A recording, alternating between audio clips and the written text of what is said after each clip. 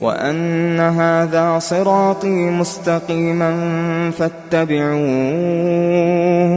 فاتبعوه ولا تتبعوا السبل فتفرق بكم عن سبيله ذلكم وصاكم به لعلكم تتقون.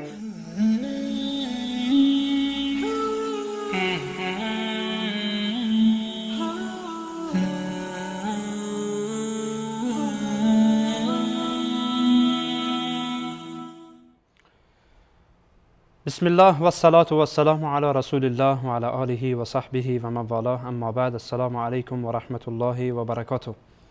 بینندگان عزیز و گرامی، در خدمت شما هستیم از یکی دیگر از قسمت‌های برنامه راهنمود سنت. در این قسمت با هم دیگر برخی از شبهاتی که افراد و اشخاصی که خبر واحد را حجت نمی‌دانند یا در باب اعتقاد حجت نمی‌دانند ولی میگن ما در باب احکام قبول داریم، شبهاتی مطرح میکنند که ما شبهاتشان را ان شاء الله مطرح خواهیم کرد و در رد آنها خواهیم پرداخت ان شاء الله. اولین شبهه‌ای که اینها مطرح میکنند استناد میجویند به حدیثی که در صحیح بخاری است از حضرت ابی هریره رضی الله عنه. حدیث ذوالیدین مشهوره. حدیث ذوالیدین در باب احکام مشهوره. این حدیث اینه که رسول الله صلی الله علیه و سلم در نماز عصر بود. حالا برخی از روایات آمده که در نماز عصر بود. رسول الله علیه و سلم در رکعت دوم سلام دادند.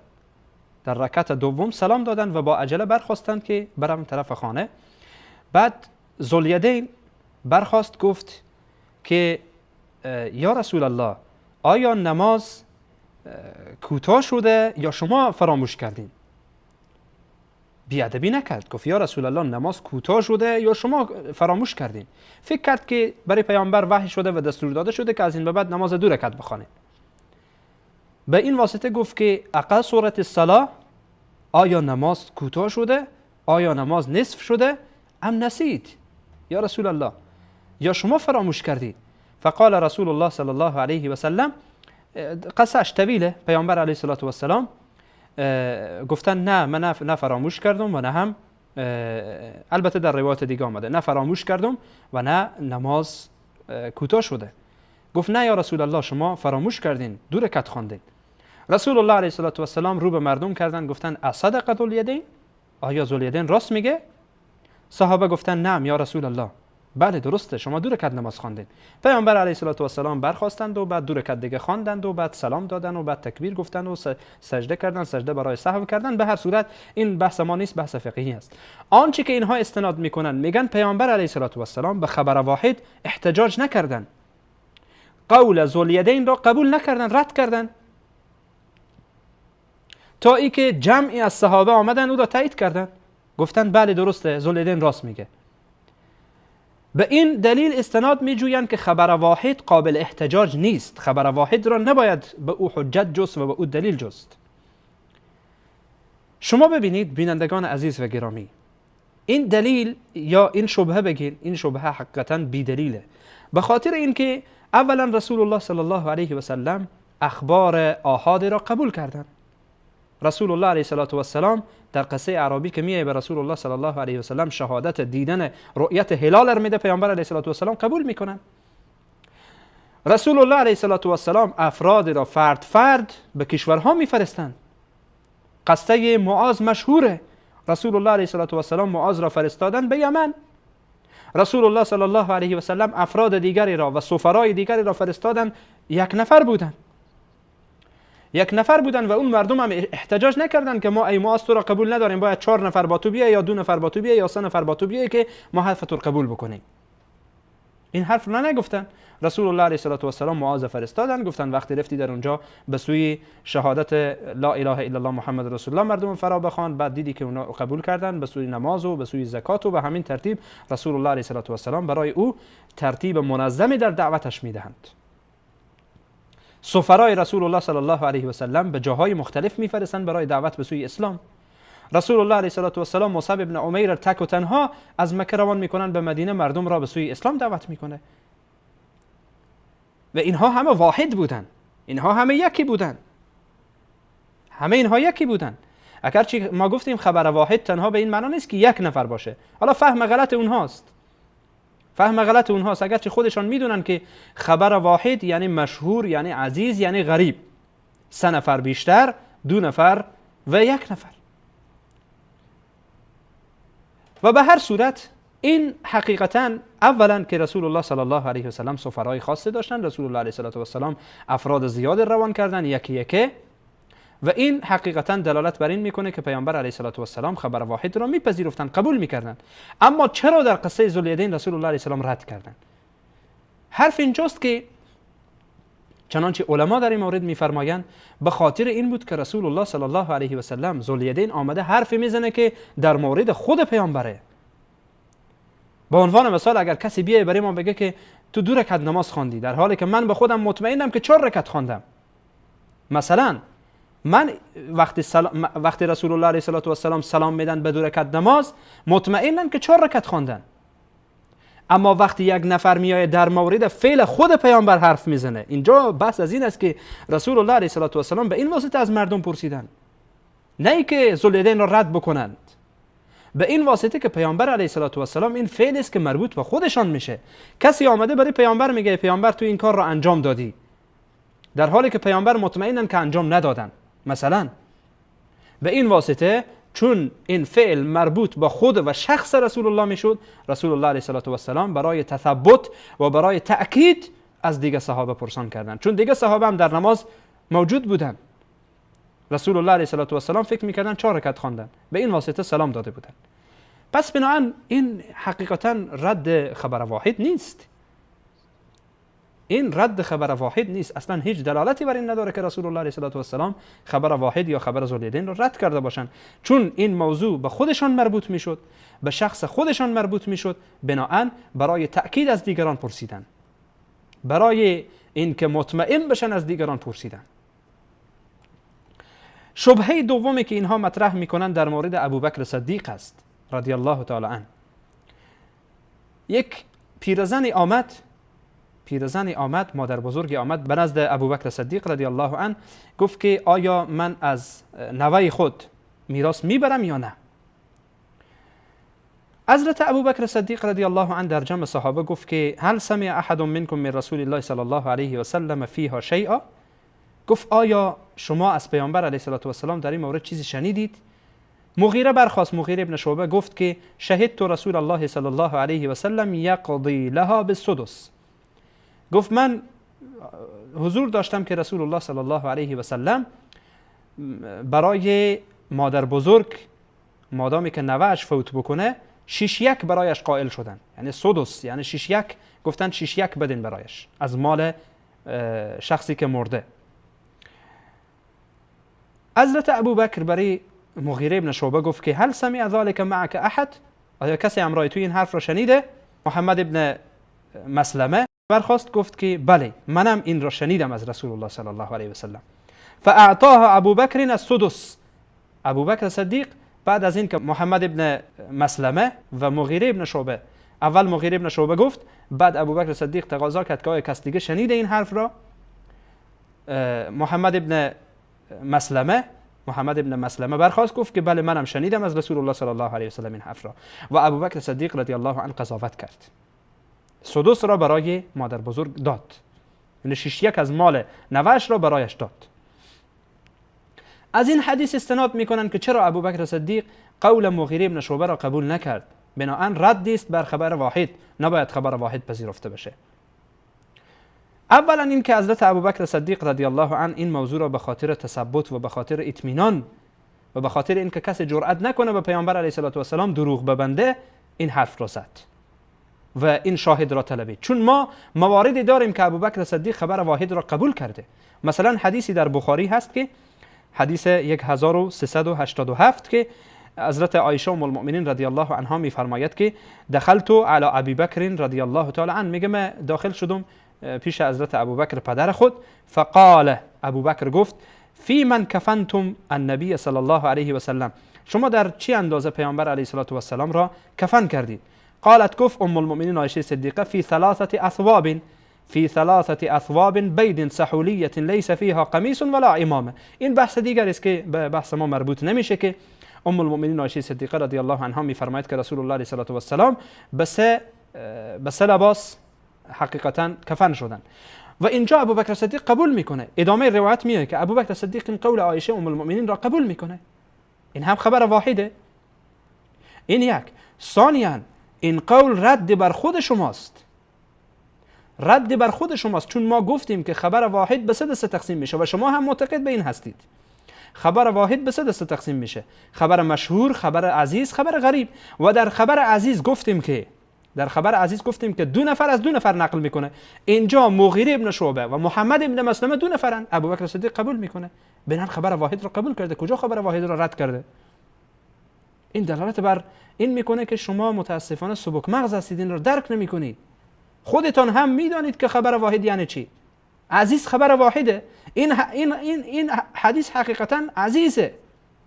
محمد ابن مسلمه و مغیره ابن شعبه دو نفرن روایت میکنن، بناهن از رسول الله علیه السلام روایت میکنن. بناهن این خبر واحده و رد بر خود شماست. رد بر خود شماست این روایت. شبهه سوم اینه که ابو سعید خدری رضی الله عنه میفرماید روزی دیدیم که در مجلس نشسته بودیم که دیدیم ابو موسی به یک حالت بسیار غمگینی وارد مجلس شد. میگه از او پرسان کردیم که چی شده؟ گفت هیچی، عمر به دنبالم روان کرده بود، عمر فاروق رضی الله عنه. آمدم پشت دروازه اش ایستاد شدم، سه بار برایش سلام دادم، کسی بر من جواب نداد. پس برگشتم رفتم خانم. وقتی که رفتم عمر رضی الله عنه دنبالم روان کرد، گفت که چرا ایستاد نشدی؟ چرا منتظر نماندی؟ من کارهای مردم را انجام میدادم. منتظرم میماندی تا کارها خلاص میشد، تو را میپذیرفتم، قبول میکردم، باهات حرف داشتم. ابو موسی گفت که من از رسول الله صلی الله علیه و سلم شنیدم که پیامبر فرمودن اذا استأذن احدکم ثلاثا فلم یؤذن له فلیرجع.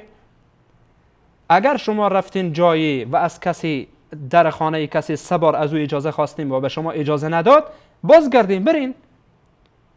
دقیقاً اجازه بدین که یک نکته اینجا اشاره بکنم. دقیقاً زنگ زدن با موبایل هم همین است. این سنته.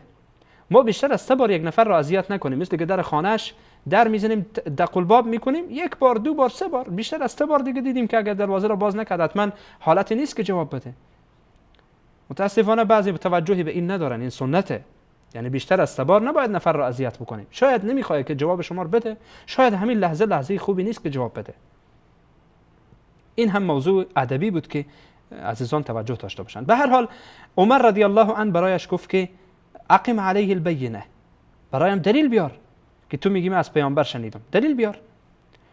بعد میگه که ابو سعید میگه منم برخواستم از میان این مردم و با او رفتم و شهادت دادم که بله من هم این را از رسول الله صلی الله علیه و سلم شنیدم. این حدیث در صحیح مسلم آمده، حدیث 2153. از این روایت اینها استناد میکنن که عمر رضی الله عنه خبر واحد را رد کرد، خبر ابو موسی اشعری را رد کرد، قول ابو موسی اشعری را رد کرد و حدیثش را نپذیرفت تا زمانی که ابو سعید آمد و در این مورد برایش اقرار کرد. اولا اینکه این از شأن عمر نبود که همیشه اخبار را رد بکنه. ما نمونه هایی داریم که عمر رضی الله عنه خبر واحد را همچون حالاتی را، یعنی که یک نفر آمده قبول کرده. و اما اینکه چرا خبر ابو موسی اشعری رد میکنه، حدیث دیگری ما در سنن ابی داود داریم. متاسفانه این افرادی که این شبهات را مطرح میکنن کمتر به احادیث بیچاره اثر و کار دارن. یک روایت را از یک شنیده و یک کتاب دیدی خلاص مطرح میکنه، میگه بدون اینکه طرق حدیث را جمع بکنه، به هر حال اسانید حدیث را جمع بکنه در کنار هم بگذاره و ببینی یک به یک نتیجه برسه. متاسفانه این گونه نیست. در روایت دیگری که در سنن ابی داود هست، حدیث 5184، عمر رضی الله عنه به ابو موسی گفت که اما اینی لم اتهم که من تو را متهم نکردم که به دروغ یا تو را متهم نکردم که تو دروغ میگویی، ولکن خشیت ان یتقول الناس علی رسول الله، من این کار را کردم به خاطری که مردم بترسند و به پیامبر دروغ نبندند. دیگه چیزی باقی نمیمانه دیگه. وقتی این روایت رو گفتیم دیگه چیزی به این شبهه باقی نمیمانه. حضرت عمر میگه من تو را متهم به دروغ نکردم و خبر تو به این واسطه من رد نکردم که تو دروغ میگی، بلکه به خاطر این کردم که مردم بفهمند و بترسند و بر پیامبر دروغ نبندند، مواظب باشند. این یک که حضرت عمر رضی الله عنه خبر ابو موسی اشعری به خاطر این رد نکرد که ابو موسی یک نفره، بلکه به خاطر این رد کرد که مردم بترسند و متوجه باشند و بر پیامبر علیه السلام دروغ نبندند، طبق قول خود عمر رضی الله عنه. از جهت دیگر حالا بگیریم که حضرت عمر این حرف رو نزده، بر ابو موسی شک کرده، دقیقاً همان قولی که در مورد حضرت ابوبکر صدیق گفتیم همان قول رو اینجا تکرار میکنیم. ابو موسی اشعری و ابو سعید خدری اینها دو نفرند و حدیث عزیزه، باز هم خبر واحده. این رد بر کسانی است که خبر واحد را رد میکنن با این حدیث. این حدیث دقیقاً رد بر خودشان هست. دقیقاً این حدیث برمیگرده بر فرق سر خودشان میخوره و خودشان را رد میکنه. یعنی انسان تعجب میکنه اینها چقدر کم فکرن. روایتی که رد بر خودش هست اون را بر رد مخالفینش استفاده میکنه. سبحان الله. به هر صورت بینندگان عزیز و گرامی، اجازه بدین که یک میان برنامه ببینیم. بعد از این میان برنامه، اینها شبهاتی بود که به هر حال اینها مطرح میکردن، یک رد کلی بر کسانی داشته باشیم که خبر واحد را یا در باب اعتقاد رد میکنن یا کلا به صورت کلی خبر واحد را رد میکنن. خذ من أموالهم صدقة تطهرهم وتزكيهم بها وصل عليهم إن صلاتك سكن لهم. خذ من أموالهم صدقة تطهرهم وتزكيهم بها. خذ من أموالهم صدقة تطهرهم وتزكيهم بها وصل عليهم إن صلاتك سكن لهم والله سميع عليم.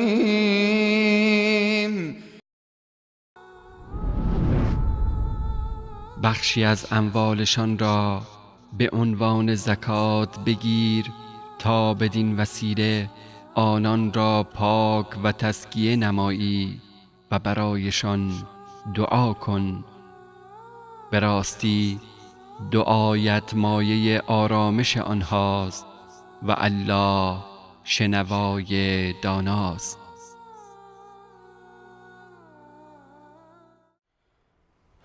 با عرض سلام مجدد به خدمت شما بینندگان عزیز و گرامی. برخی از شبهات افرادی که خبر واحد را رد میکنن و با آن احتجاج نمیکنن در موردش حرف زدیم. بگذارین یک رد کلی بر افراد داشته باشیم که به صورت کلی یعنی خبر واحد را رد میکنن و یا این که در باب اعتقاد قبول نمیکنن. اولا آیه قرآن کریم سوره توبه، الله متعال سبحانه و تعالی در سوره توبه آیه 122 میفرماید و ما کان المؤمنون لینفروا کافه فلولا نفر من كل فرقه منهم طائفه لیتفقهوا فی الدین ولینذروا قومهم اذا رجعوا الیهم لعلهم یحذرون. الله متعال سبحانه و تعالی میگه برای مؤمنین مناسب نیه که همه بیرون بشن برن، بلکه باید طایفه باشن و گروهی باشن که اینها بیاین علم رو بیاموزن، تفقه در دین پیدا بکنن، فهم در دین پیدا بکنن. ولی ينذروا قومهم اذا رجعوا الیهم، بعد به سوی قوم خود رفته مردم را بترسانند و برای مردم مسائل را بفهمانند که مردم بر حذر باشن از محرمات و از گناهها و معاصی. حالا حرف اینجاست که این آیه قرآن کریم نمیگه که بیان 20 نفر با هم از یک طایفه قبول بکنن و باز بعد برن 20 نفر با هم تبلیغ بکنن. و ما گفتیم که حتی در سنت رسول الله صلی الله علیه و سلم موجوده که رسول الله علیه و سلم فردی می آمد سوال میکرد، پیامبر علیه السلام میگفتن برو برای قوم خود هم بگو این حرف را. و این در خبر واحده رسول الله علیه و سلم احتجاج کردن و آیه قرآن هم دلالت بر این میکنه. آیه 122 سوره مبارکه توبه. در آیت 6 سوره مبارکه حجرات الله سبحانه و تعالی چی میگه؟ میگه یا ایها الذین آمنوا ان جاءکم فاسق بنبأ فتبینوا. اگر فاسقی به نزد شما آمد و حرفی برای شما گفت فتبینوا، در موردش تحقیق کنید. یعنی مخالف این حرف چی میشه؟ اگر این که یک انسان عدل آمد حرفش را بپذیرید، قبول بکنید. ان جاءکم فاسق بنبأ فتبینوا. اگر فاسقی به خبری آمد و خبری برای شما داد فتبینوا، در موردش تحقیق کنید. اما اگر انسان عادلی آمد، فاسق نه، خلاف فاسق، عادلی آمد، آیا برین شما تحقیق بکنین؟ فتبینوا نمیگه در اینجا. خلاف این آیه قرآن کریم اینه که اگر انسان عادلی آمد حرفش را بپذیرید. و دقیقاً در خبر واحد شبهه‌ای که این افراد مطرح میکنن که از روی نادانی آنهاست، حقیقتاً از روی نادانی آنها به مسائل و اصول هست. فکر میکنن که هر خبری که آمد، هر حدیثی که آمد مورد قبوله. میگه که در خبر واحد، میگه در احادیث آحاد تناقض وجود داره. بابا جان وقتی تناقض وجود داره، محدثین آمدن راهایر گفتن. اولا راه جمع، راه نسخ در میان این هاست، راه ترجیح در میان این هاست، راه توقف در میان این هاست. بابا جان همین که نیست که هر خبری آمد تو خلاص بگی حدیث صحیحه. صحیح بودن حدیث و ضعیف بودن حدیث از خود ضوابطی داره، اصولی داره، قواعدی داره. میگین ها با هم تناقض داره. کجا تناقض داره؟ کدام خبر صحیح تناقض داره؟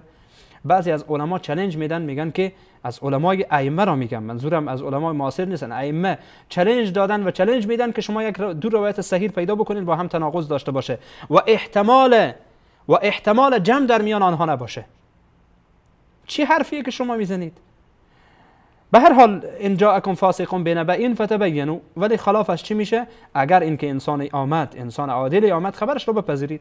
حدیثی است در سنن ابی داود، حدیث شماره 3660 از زید بن ثابت میگه از رسول الله صلی الله علیه و سلم شنیدم که رسول الله علیه و سلم فرمودن نضر الله امرا سمع منا حدیثا.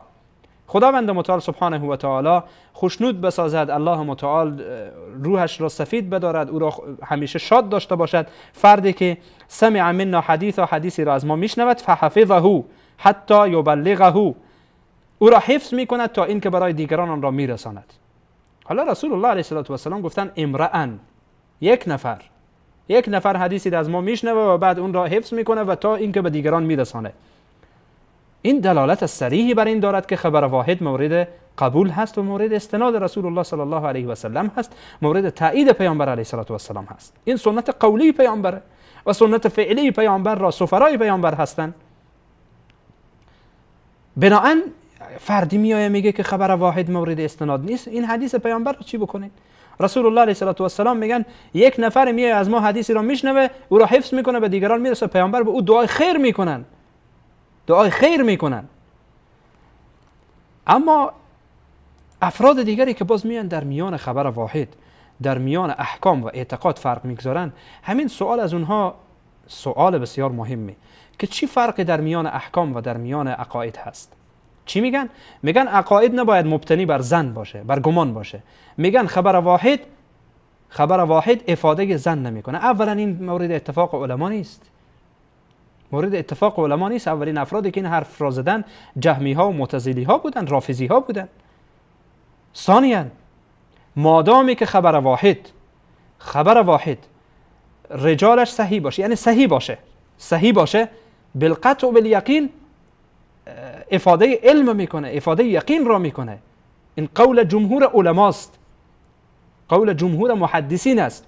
اگرچه بعضی آمدن گفتن که محققین محدثین فلان گفتن و فلان کردن و فلان گفتن، ولی قول صحیح و قولی که به ادله صحیح نزدیکتر است اینه که مادامی که خبر واحد مادامی که صحیح باشه، از نظر متنی و سندی صحیح باشه، این افاده علم میکنه، افاده گمان را نمیکنه. بنابراین این اصلی که شما گذاشتید اصلتون اصلا مشکل داره.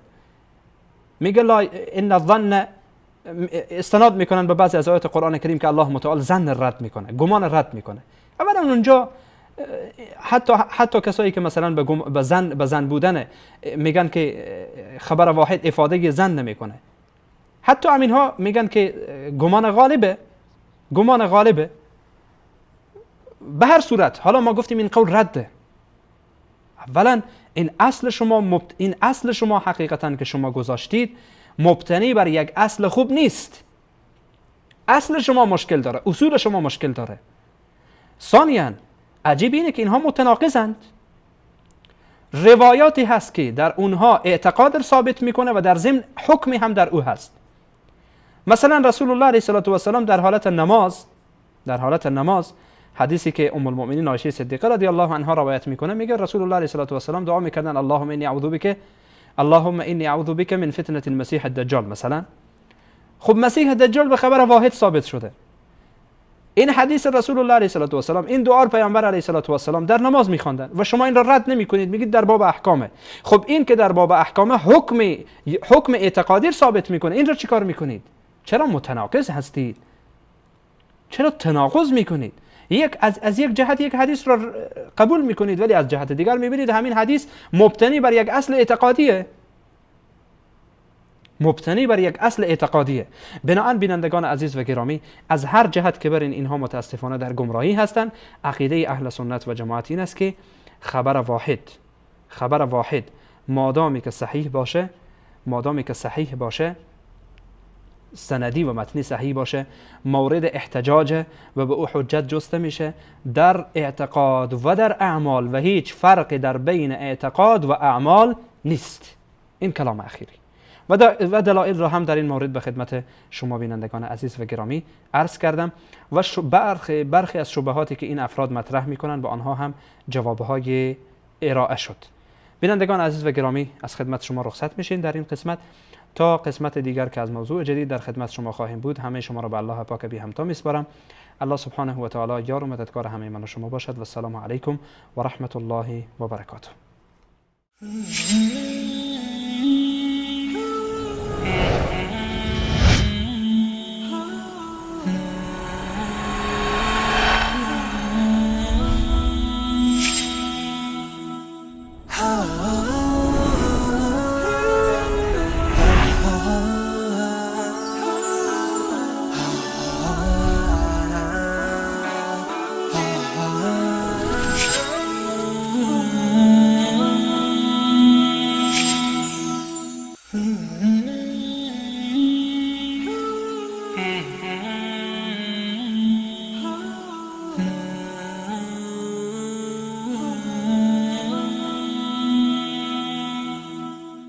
Ah